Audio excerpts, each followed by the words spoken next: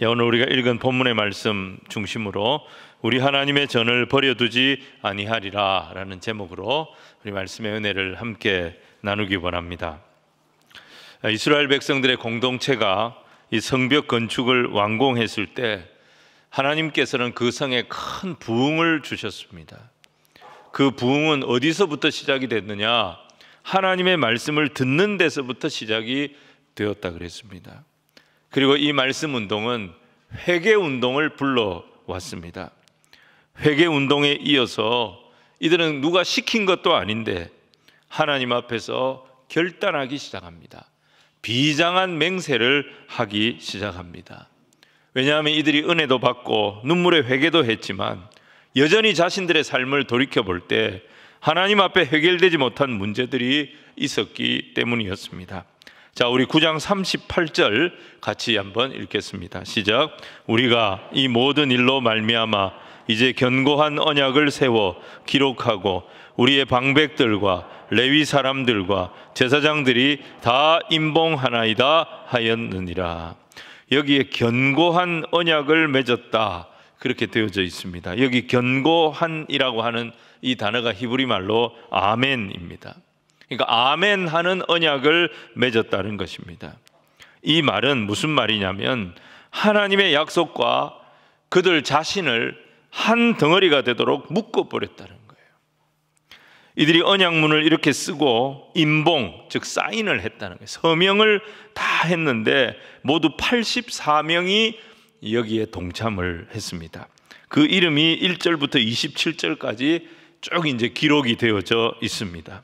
총독이 한 사람, 제사장이 22명, 레위인이 17명, 행정 책임자들이 44명, 이렇게 해서 총 84명의 지도자들이 서명을 한 것입니다. 이들만이 아닙니다. 28절 보시면 그 외에도 문지기들, 노래하는 자들, 느디님 사람들은 성전에서 막리를 하는 종들이었습니다.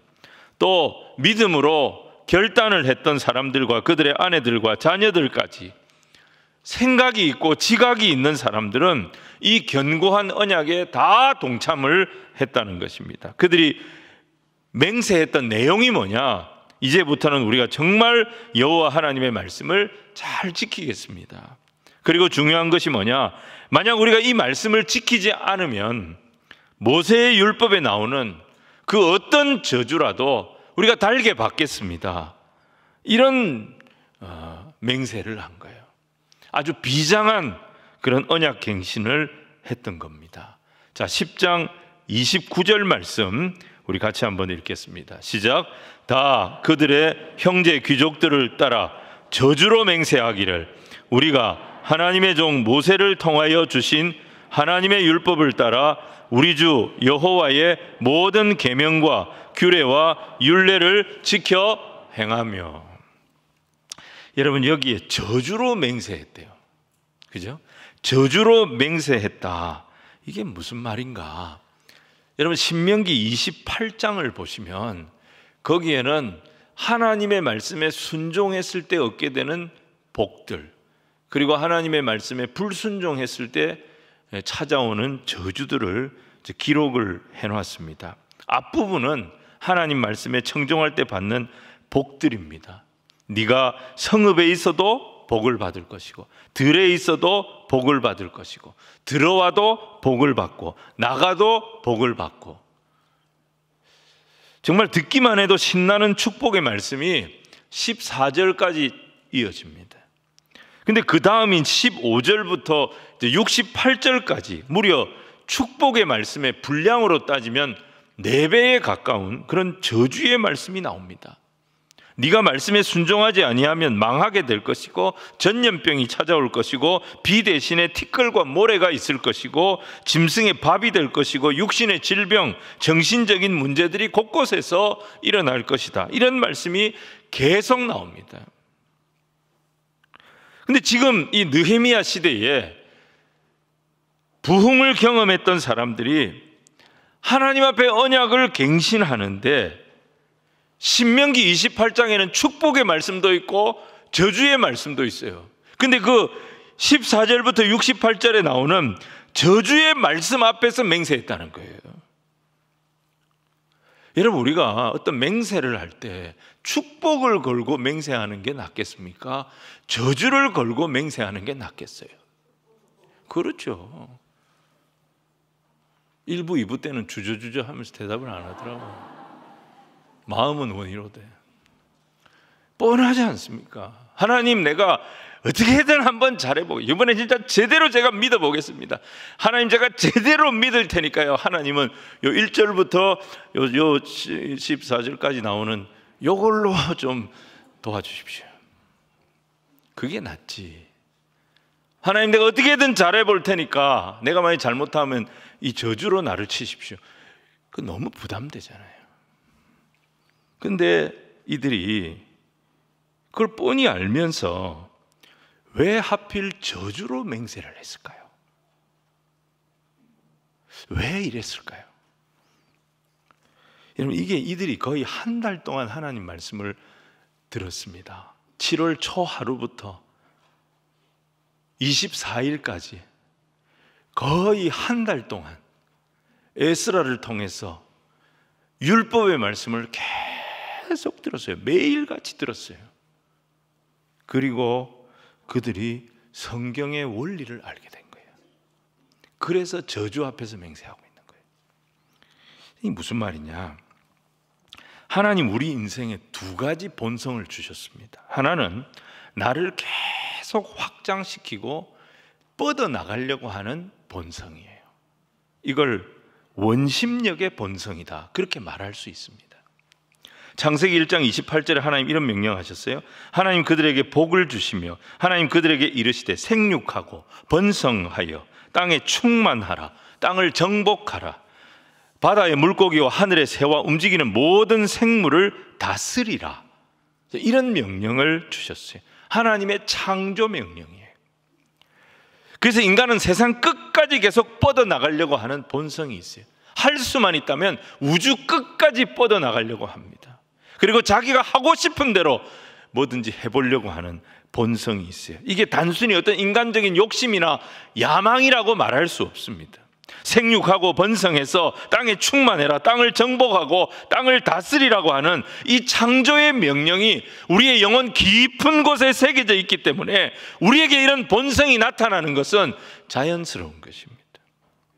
근데 이 본성이 진짜 탐욕이나 인간의 야망으로 전락해 버릴 수도 있어요. 이 본성은 균형을 이루어야 돼요.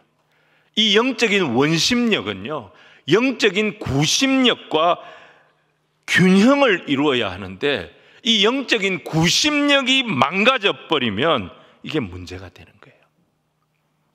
우리에게는 이런 본성이 또 있어요. 저 선악과 저거 내가 따먹으면 진짜 눈이 밝아지나? 저 선악과 저거 따먹으면 내가 하나님과 동등하게 되나? 에덴의 동쪽 끝에는 뭐가 있을까? 내가 저 땅을 향해서 한번 나가볼까? 사람에게는 이런 욕망이 있다, 이 말이에요. 이게 원심력의 본성이에요. 근데 한편으로 하나님의 임재가 있는 에덴 동산 생명나무 앞으로 돌아와서 아버지의 품에 안겨서 그 그늘 아래서 내 영혼의 참된 평강을 누리고 싶고 그 하나님의 기준 안에서 살고 싶은 내 영혼에 하나님의 은혜의 본질을 향해 들어가고 싶은 그런 본성도 있는 거예요. 이게 구심력의 본성이에요.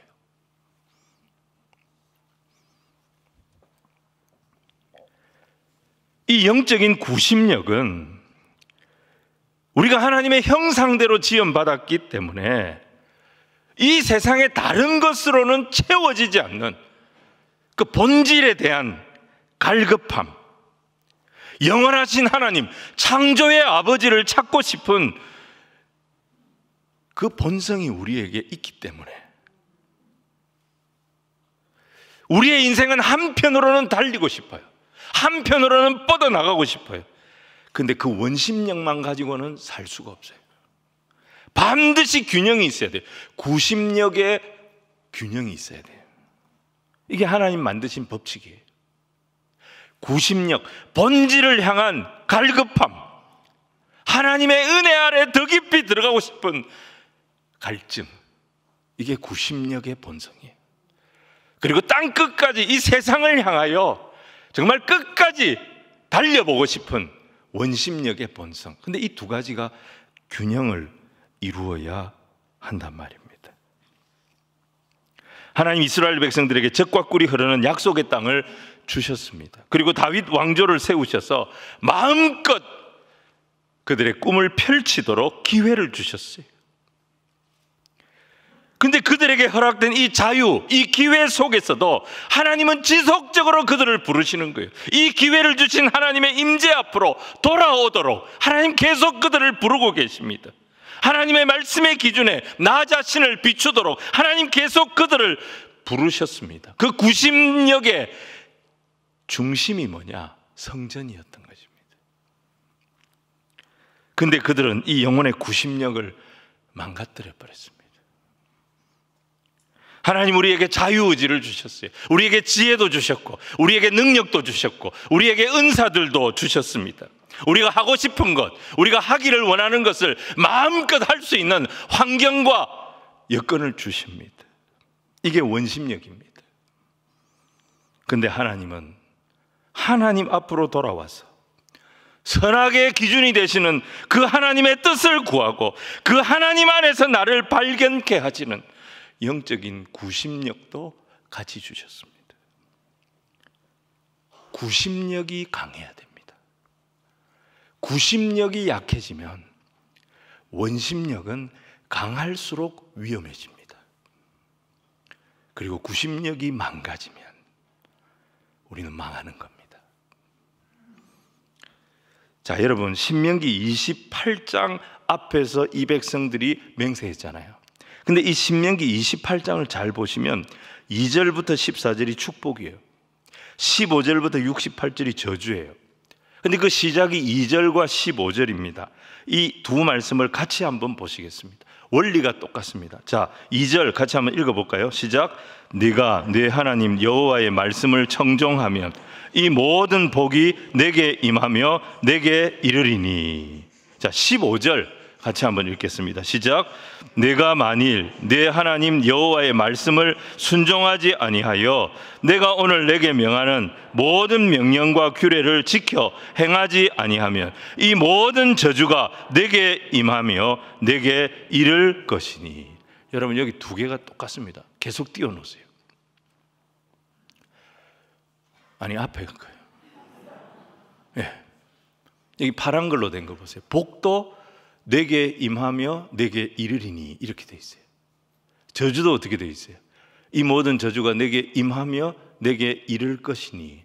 둘 다 이르는 거예요. 이 이른다는 말이 overtake예요. 압도한다는 거예요. 덮쳐버린다는 거예요. 삼켜버린다는 거예요. 여러분 내가 아무 소망이 없어요. 이제 내려도 됩니다. 아무 희망이 없어요. 너무너무 절망적인 상황에 있어요. 하지만 내게 말씀이 있다면 내가 두려워할 필요 없다는 거예요. 어떻게든 이 복이 나를 찾아오는 거예요. 여러분 소름 끼칠 정도로 이 복이 나를 찾아와서 이 복이 내가 아무 소망 없는 자리에 있는데 말씀이 있는 하나님의 백성을 덮어버리는 거예요. 압도해버린다는 거예요. 피할 수가 없는 거예요.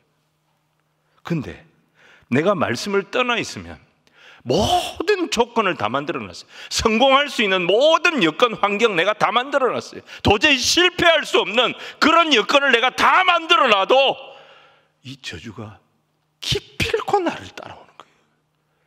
그래서 나를 덮쳐버리는 거예요. 여러분 그래서 우리 영혼의 구심력이 살아있다는 것, 여러분 이게 얼마나 귀한 것인지 모르는 거예요. 하나님 말씀 앞으로 나오는 것이 사는 길이에요. 하나님 말씀을 무시하고 하나님 말씀을 버리는 것이 내 생명을 버리는 것이다. 이게 성경이 처음부터 끝까지 일관되게 말씀하시는 원리입니다. 오늘 사랑하는 성도 여러분, 저와 여러분은 이 세상에 살면서 오늘 주의 날에 주의 말씀을 찾아 이곳에 나온 줄로 믿습니다.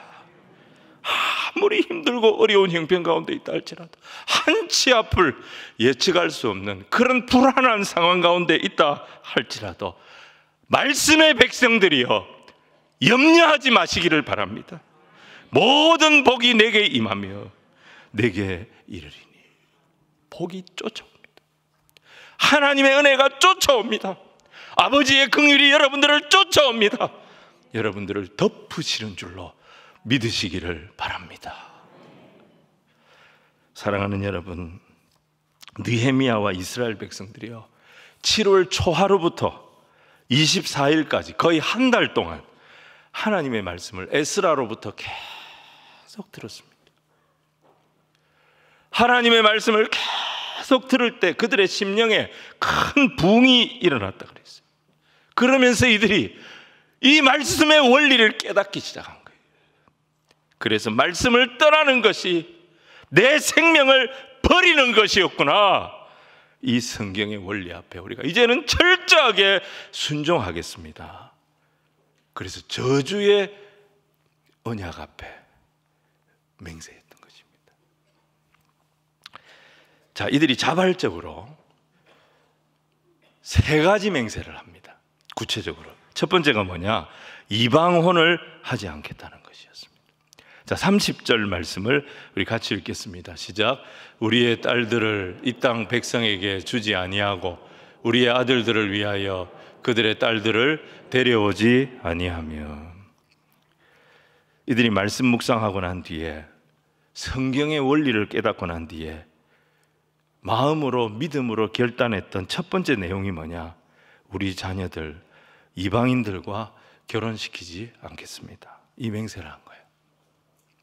다른 말로 표현하면 우리 아이들 믿음의 자녀로 키우겠습니다.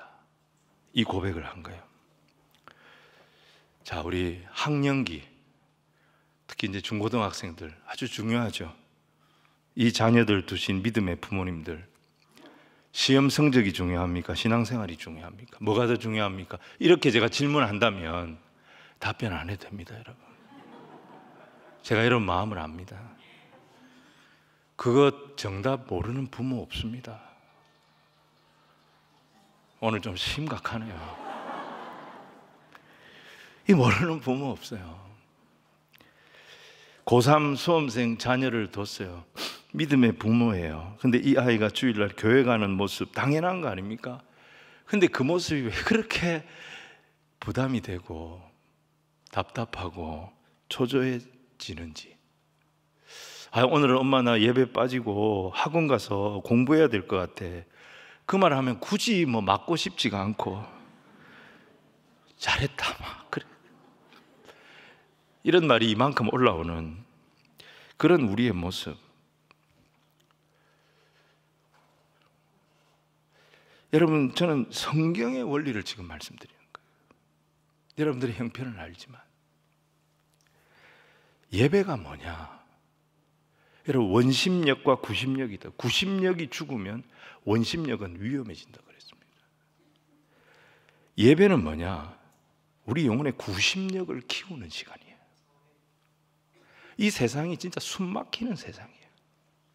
여러분, 이 세상의 가치가 뒤죽박죽 되어져 있어요. 뭐가 옳고 뭐가 틀린지 몰라요. 이런 엉망진창인 세상을 우리 자녀들이 앞으로 살아가게 됩니다. 이 자녀들에게 영적인 구심력을 키워주는 것이 그 영혼을 살리는 시간입니다. 여러분, 이 시간을 빼앗지 마시기 바랍니다. 이방혼을 하지 않겠다는 또 하나의 의미는 뭐냐? 믿음의 가정 세워주겠다는 겁니다. 또 어리석은 질문 하나 더 할게요.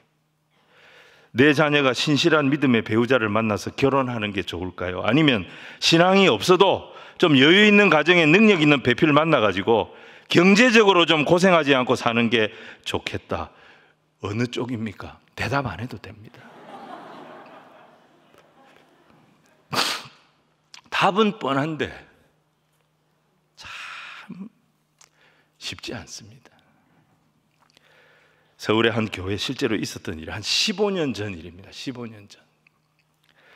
당시에 이제 결혼 정년기 여성들 사이에 이런 이제 얘기들이 돌고 있었어요. 피해야 할 시어머니 3가지. 첫 번째 뭐냐?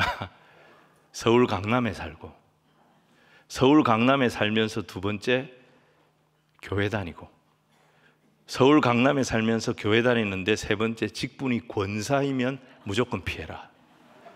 너무 요구가 많고 너무 비교를 많이 하기 때문에 살기가 힘들다. 근데 그 강남에서 목회하시는 한 목사님이 그때 해주신 간증이에요. 이 강남의 큰 교회예요.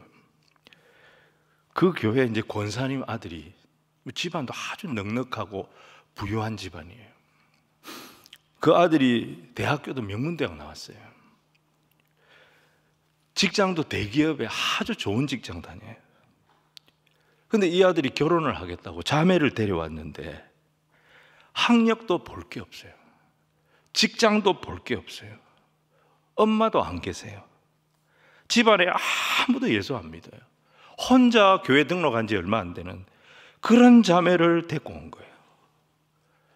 권사님이, 야, 네 정도면은 가만히 있어도 줄을 서는데 너 왜 이런 애를 데려왔냐?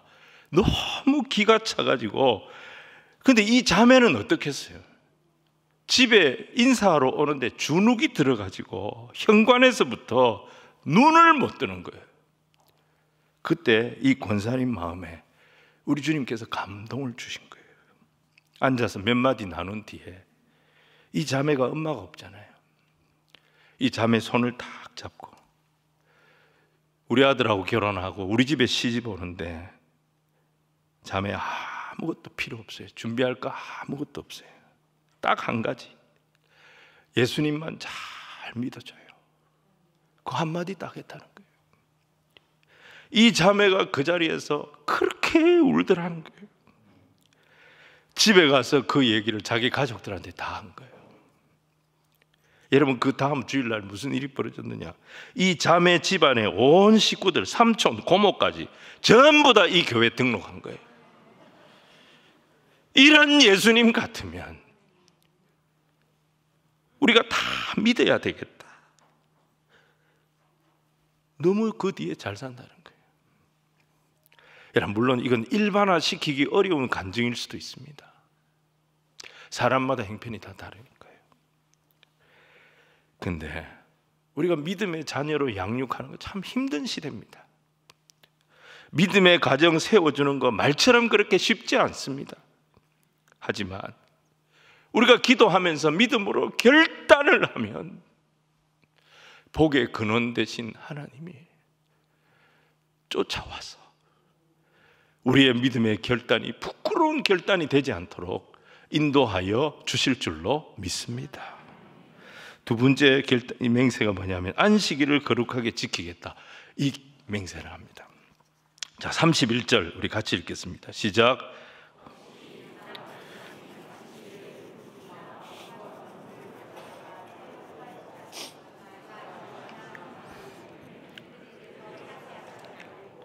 일곱째 해마다 땅을 쉬게 하고 모든 빚을 탕감하리라 하였고. 여러분, 우리에게 주일, 그죠? 안식일, 이 시대에는 우리는 주일 지키는데, 여러분, 주일은 어떤 날이냐? 우리의 모든 일상의 수고를 내려놓고 하나님의 안식을 누리는 연습을 하는 날입니다. 그래서 세상에서 이들이 이제 매매를 중단하지 않습니까? 이게 무슨 의미입니까? 세상에서의 일상을 일시적으로 이날은 중단하겠다는 거예요. 세상살이를 일시적이지만 중단하겠다는 거예요. 결국 우리는 우리의 전생애가 끝난 뒤에 천국에 이르게 될 것입니다. 천국에 이르게 되었을 때 영원한 천국 생활을 하는 것이 어색하거나 불편하지 않도록 이 땅에서 일주일 단위로 우리의 세상에서의 삶을 딱 중단하고 천국을 맛보는, 천국을 누리는 연습을 하는 날이 주일이라는 것입니다. 이 땅에서 고생하고 이 땅에서 수고한 인생에게 주어지는 우리 하나님 저 천국에서 최고의 보상이 여러분 뭐라고 생각하십니까? 그건 어떤 재미나 어떤 오락이나 어떤 물질 보상이 아닙니다. 성경이 약속하는 저 천국에서의 최고의 보상은요, 영원하신 아버지 하나님 만나서 그분을 마음껏 예배하는 예배의 기쁨이 천국이 우리에게 주는 최고의 보상이라는 것입니다. 천국에서는 이거보다 더 큰 기쁨이 없습니다. 여러분, 이 기쁨을 우리 자녀들이 누리도록 우리가 얼마나 도와주고 있습니까? 우리가 우리 자녀들의 이 부모 말에 순종했을 때 우리는 어떤 보상을 주고 있습니까? 오늘 우리 시대 우리 부모들이 자녀들에게 약속하는 보상이 어떤 것들입니까? 전부가 다 세상적인 오락거리들입니다. 너 이거 해내면 게임기 사줄게. 너 이거 해내면 누구 가수 콘서트 보내줄게. 너 이거 해내면 어디 놀이동산 놀러가게 해줄게. 전부가 세상의 재미, 세상의 오락, 세상의 쾌락으로 우리 아이들에게 보상을 해주려고 하는 거예요. 이태원 사태 보면서 우리가 할 말이 없는 게, 가슴을 치며 회개해야 될 사람들이 바로 우리들입니다. 우리가 우리 자녀들을 그런 세상 오락에, 세상 재미에, 세상 쾌락에 길들여지도록 그렇게 키운 거예요. 우리 자녀들이 이 세상의 엔터테인먼트, 이 세상의 엔터테인먼트가 주는 즐거움을 능히 이겨낼 수 있도록 그 기쁨의 본질, 가장 본질적인 기쁨을 경험토록 그거 경험하게 해주려고 우리가 얼마나 노력을 했습니까, 여러분? 하나님 우리 자녀들 인격적으로 만나주시고 하나님 아는 기쁨이 무엇인지 알게 해주세요.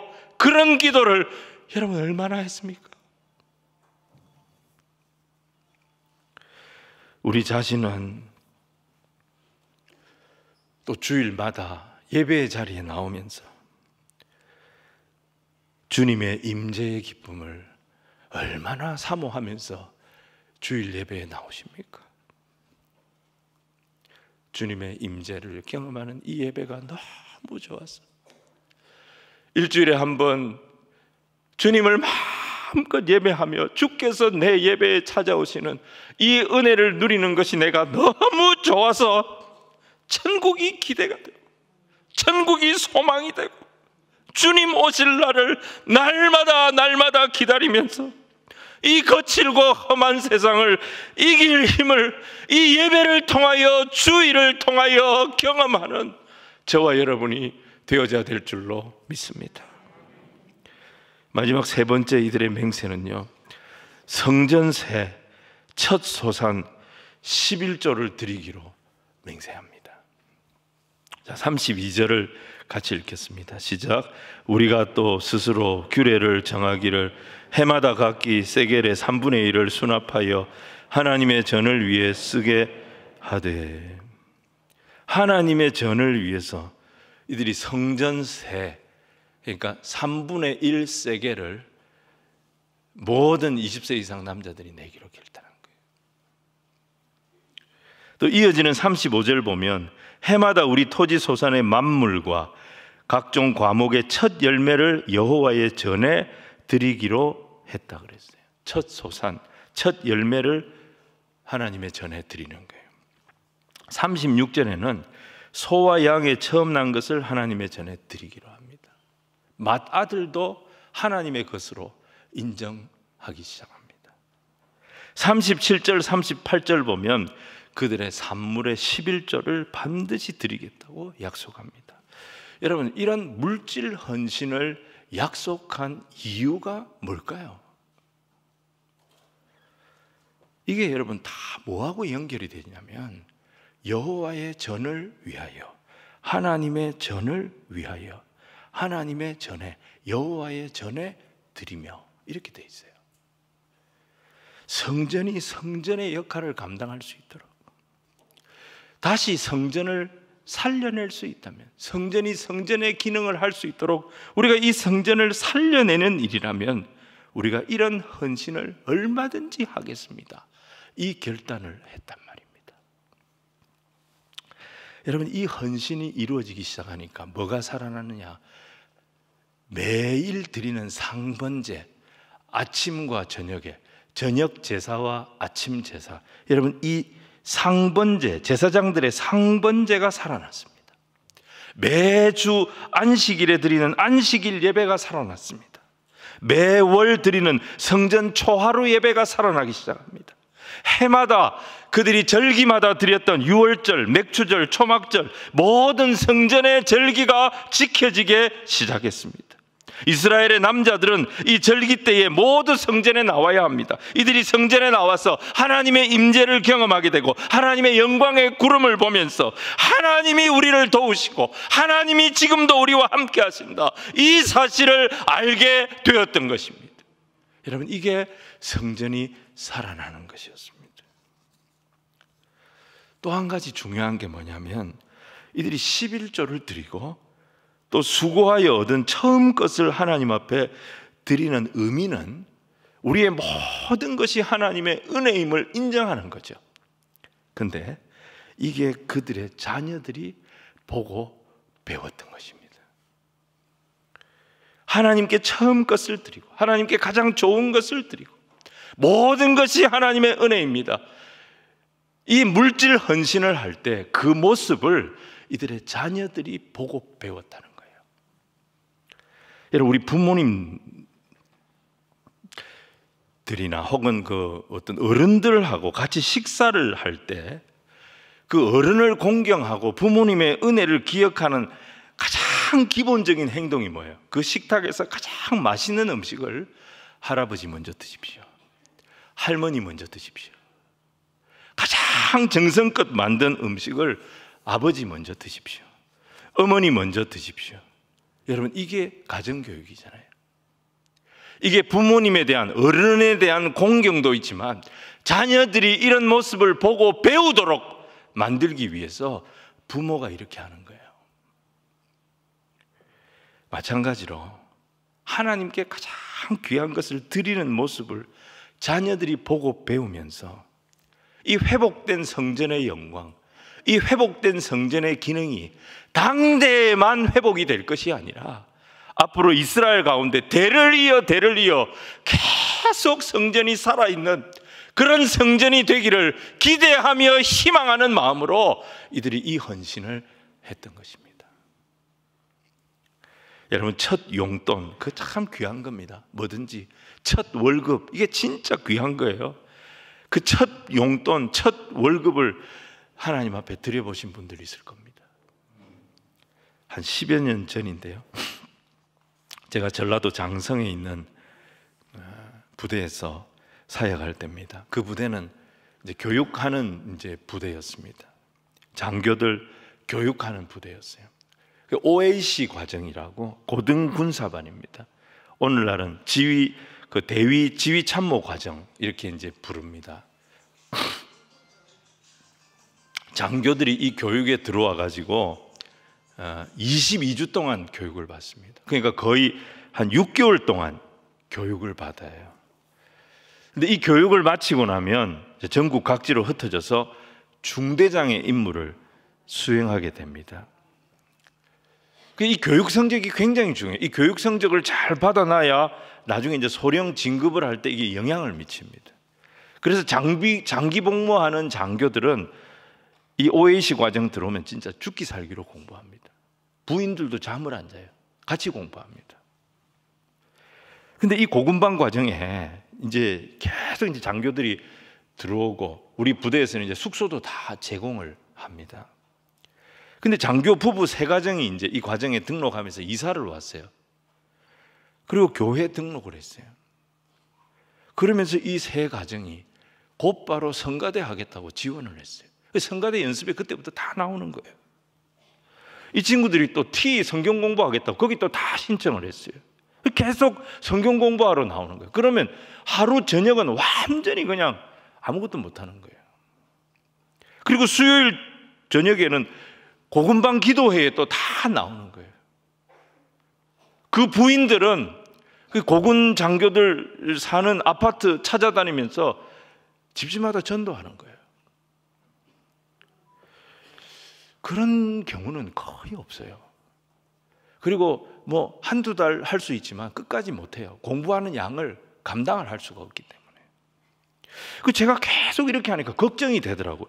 얘들 이렇게 해가지고는 성적이 나중에 시원찮을 텐데, 야, 얘들 앞으로 군생활 어떻게 하려고 이러나, 제가 걱정이 되더라고. 근데 이 친구들이 말이죠, 6개월을 다 그렇게 보냈는데, 하나는 보병학교, 하나는 포병학교, 하나는 기갑학교, 다 우등상을 받은 거예요, 졸업할 때. 그리고 그 중에 보병학교 1등 수료한 학생이 바로 그 이제 장교였어요. 이 형제가 보병학교 1등으로 수료하는 날 교회를 왔어요. 보통 수료하는 날 이사 갑니다. 이제 그 부대로 명령이 나서 이제 수료하고 바로 이제 그 부대로 가는 거예요. 근데 수료하는 날 이사 가기 전에 저를 찾아왔어요. 그리고 자기가 대위 달고 받은 첫 월급 하나님 앞에 드립니다. 그러면서 헌금하고 간 거예요. 이 친구가 부인도 있고 자식도 있고 가장이에요. 근데 한 달 봉급을 통째로 드린 거예요. 어머니한테 너무 기분이 좋아가지고, 보병학교 수료하는데 자기가 1등 해가지고 너무 기분이 좋아가지고 전화를 해서 말씀드렸더니, 어머니가 그거 하나님 은혜라고 네 대위 달고 첫 봉급 하나님 앞에 바치라 그러더래요.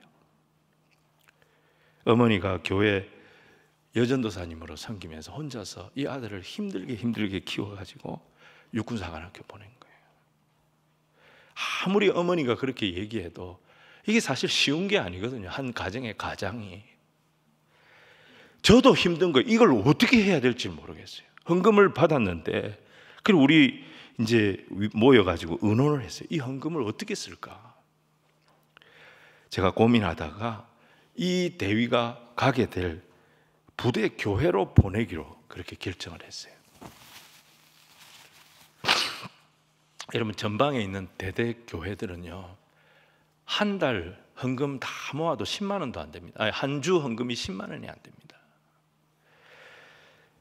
그 교회에 이 헌금이 가니까 1년치 헌금이 다 들어온 거예요. 1년치 헌금이. 그것 가지고 이 교회에서 온풍기 사고, 드럼 사고, 기타 사고, 이 작은 교회에 신우회가 만들어지고, 이 작은 교회에 찬양팀이 만들어지면서 이 교회가 살아나는 거예요. 예배가 막 살아나는 거예요. 여러분, 이 청년의 헌신이 교회 하나를 완전히 살려놓은 거예요. 여러분, 예루살렘의 부흥은요, 말씀 듣고 은혜 받고 눈물 흘리는 것으로 끝나지 않았어요. 이들은 자신들의 잃어버렸던 그 영혼의 구심력, 이걸 회복하기로 결단한 거예요. 그 구심력의 중심이 가정이라는 것을 알게 됐어요. 그 구심력의 중심이 성전이라는 것을 깨달은 거예요. 그래서 믿음의 가정을 회복하고 안식일을 회복하고, 우리가 우리 하나님의 전을 이렇게 내버려 두지 않겠습니다. 성전의 회복을 위해 우리가 할 수 있는 헌신을 다 하겠습니다. 이 결단을 했던 겁니다. 이게 하나님의 꿈이었어요. 하나님이 예루살렘에서 이 모습을 보기를 원하셨던 거예요. 이 꿈에 우리가 헌신하게 되면 영적인 구심력과 영적인 원심력이 균형을 잡게 됩니다. 이게 균형이 딱 잡힐 때 거기에 뭐가 이루어지느냐? 하나님의 샬롬, 하나님의 평강이 이루어지는 거예요. 거기에 하나님 은혜가 부어지는 거예요.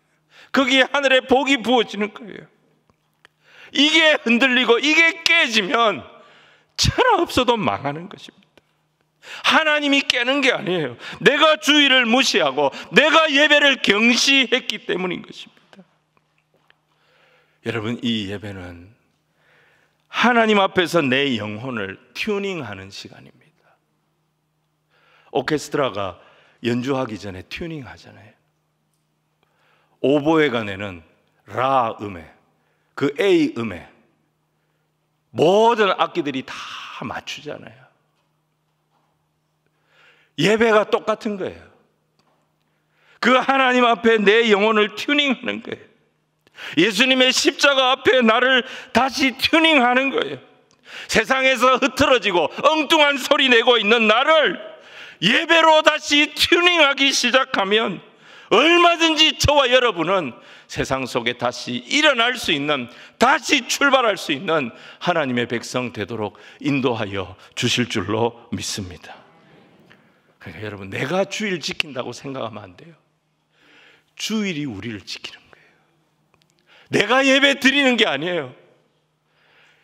예배가 나를 지켜주는 거예요. 사랑하는 성도 여러분, 이 축복을 빼앗기지 않는 저와 여러분이 되기를 주님 이름으로 축원을 드립니다.